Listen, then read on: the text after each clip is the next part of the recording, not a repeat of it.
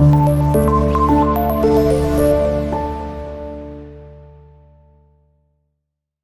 वालेकुम student, welcome back. आज की इस वीडियो में हम करने के लिए जा रहे हैं कॉन्सेप्चुअल क्वेश्चन 10.1 से लेकर 10.5 तक। 10.1 कॉन्सेप्चुअल क्वेश्चन में वो बात कर रहे हैं कि एक सिंपल पेंडुलम है और उसकी हम लेंथ डबल कर दें। इफ लेंथ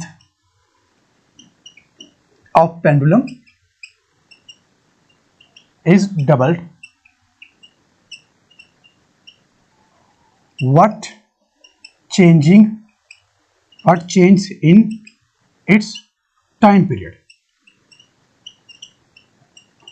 वो कहता है कि अगर हम सिंपल पेंडुलम की लेंथ को डबल कर दे तो उसके टाइम पीरियड में क्या चेंजिंग आती है। तो देखिए, सिंपल पेंडुलम के टाइम पीरियड का फॉर्मूला होता है T = 2πL/g। ठीक है, ये हमारे पास फार्मूला हो गया सिंपल पेंडुलम के टाइम पीरियड का। अब सिंपल पेंडुलम का टाइम पीरियड डिपेंड करता है लेंथ पर, और वो कह रहा है लेंथ हम डबल कर देते हैं। फॉर एग्जांपल हम इसको कह देते हैं जी, चले हम इसको कहते हैं टी प्राइम। तो टी प्राइम के लिए क्या होगा कि L = 2L। लेंथ को हमने डबल कर दिया, 2L कर दिया। अब प्राइम इसलिए किया था कि पहले वाला टी और बाद वाला टी मिक्स अप ना हो जाए। अब प्राइम की बजाय इसको T1 कह दे, T2 कह दे, कुछ भी कह दे। मैं इसको प्राइम कह देता हूं ताकि पहले वाला टी और जो डबल वाला टी होगा, डबल लेंथ वाला टी, वो दोनों मिक्स अप ना हो जाए। तो 2πL की जगह क्या पुट करेंगे, 2L डिवाइड बाय g। ये हमारे पास आ गया। तो हम ऐसा करते हैं कि ये 2π ऐसे रहने दें, ये जो 2 है ना लेंथ का, इसको सेपरेट करते हैं। तो ये 2 अंडर रूट अलग हो जाएगा और L/g अंडर रूट अलग हो जाएगा। 2 अंडर रूट को पहले लिख लें, 2 अंडर रूट हो जाएगा, पीछे बचेगा हमारे पास 2π और ये L/g और इसका ये अंडर रूट अलग, इसको ब्रैकेट में कर लें। अब जो मैंने ब्रैकेट में लिखा हुआ है वो किसके इक्वल है, 2πL/g, वो टाइम पीरियड के इक्वल है। तो इसको हम यूं कहेंगे T prime = 2 under root into T। तो इसका मतलब ये है कि अगर हम लेंथ को डबल करें तो हमारा टाइम पीरियड होगा वो फैक्टर 2 अंडर रूट इंक्रीज हो जाएगा। अब जो 2 अंडर रूट है वो T के साथ मल्टीप्लाई हो रहा है, जब भी मल्टीप्लाई हो रहा है होता है तो वो इंक्रीज वैल्यू होती है, ठीक है, और जब डिवाइड होता है तो वो डिक्रीज वैल्यू में आती है। तो मल्टीप्लाई हो रहा है तो इंक्रीज वैल्यू होगी। इसको हम लिखेंगे if we double length of pendulum, the time period increased by factor under root 2। ठीक है, तो जो टाइम पीरियड होगा वो फैक्टर अंडर रूट 2 इंक्रीज हो जाएगा। अब ये कितना बनता है, 2 का अंडर रूट ले लें वो 1 पॉइंट समथिंग बनेगा, तो उतना वो इंक्रीज हो जाएगा। ठीक है, तो इसके बाद हमारे पास है 10.2 में कह रहा है कि बॉल है हमारे पास, उसको हम फ्लोर के ऊपर फेंकते हैं, वो बाउंस बैक करती है। बॉल को हम फ्लोर के ऊपर फेंकते हैं, वापस आती है ना। वो कह रहा है क्या इसकी मोशन सिंपल हार्मोनिक मोशन है। ये बहुत इंपॉर्टेंट है, ये अक्सर बोर्ड के पेपर में भी आ जाता है, याद रखना है। बॉल को हम फ्लोर पर फेंकते हैं तो वापस आती है, बाउंस बैक होगी, रिफ्लेक्शन उसमें होगी, लेकिन ये जो इसकी जो मोशन होगी वो सिंपल हार्मोनिक मोशन नहीं होगी। क्यों? क्योंकि हमने ये पढ़ा हुआ है कि जो सिंपल हार्मोनिक मोशन की कंडीशन क्या है। पहला पॉइंट हमने क्या पढ़ा था, body vibrate about fix point. ठीक है, और बॉल वाले केस में कोई फिक्स पॉइंट नहीं होता। दूसरा हमने क्या पढ़ा था, एक्सेलरेशन जो है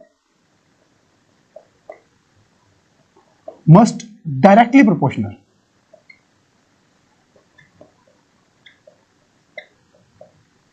directly proportional to the displacement.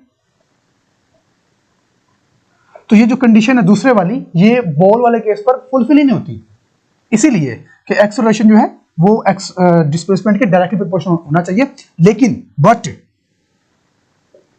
In this case acceleration does not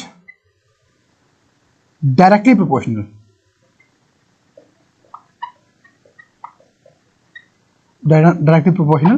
to displacement.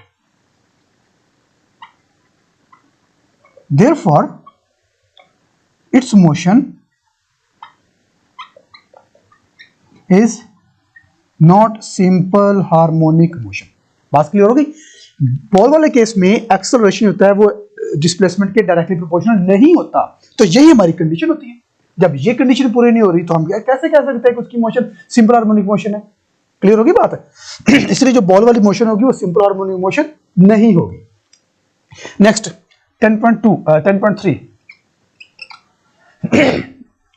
10.3 में वो कहता है कि एक स्टूडेंट है वो बहुत सारे एक्सपेरिमेंट परफॉर्म करता है सिंपल पेंडुलम पर और वो डिफरेंट मैसेज यूज करता है। सिंपल पेंडुलम के मैस जो है बॉब होता है वो डिफरेंट मैसेज यूज करता है हर एक्सपेरिमेंट के लिए, लेकिन उसको टाइम पीरियड जो है वो चेंज नहीं मिलता, टाइम पीरियड सेम मिलता है। रीजन क्या है? तो क्वेश्चन क्योंकि काफी लंबा है तो मैं डायरेक्ट करता हूं, क्योंकि हमें पता है कि जो टाइम पीरियड सिंपल पेंडुलम का होता है ना वो होता है जी 2πL/g, यही है ना। तो टाइम पीरियड सिंपल पेंडुलम का किस पर डिपेंड कर रहा है? लेंथ पर। क्या मैथ पर डिपेंड करता है? नहीं करता। तो जो स्टूडेंट ने एक्सपेरिमेंट किया ना वो मैथ को चेंज करके किया है। अगर वो लेंथ को चेंज करके करता ना तो जो टाइम पीरियड था इसमें चेंज होना था। ठीक है, उसने किया है मैथ को चेंज करके, तो टाइम पीरियड जो है वो मैथ पर डिपेंड ही नहीं करता। वो कहेंगे because the time period of simple pendulum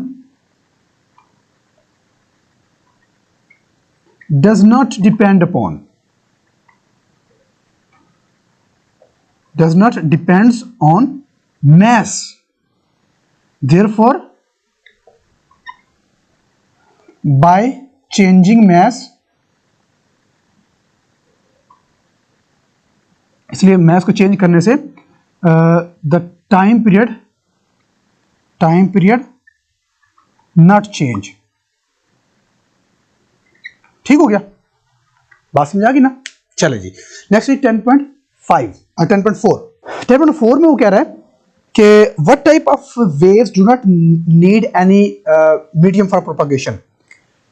10.4 में वो कह रहा है कौन सी ऐसी वेव है जिसको प्रोपगेट करने के लिए मीडियम की जरूरत नहीं होती, और वो कौन सी होती है? Electromagnetic wave.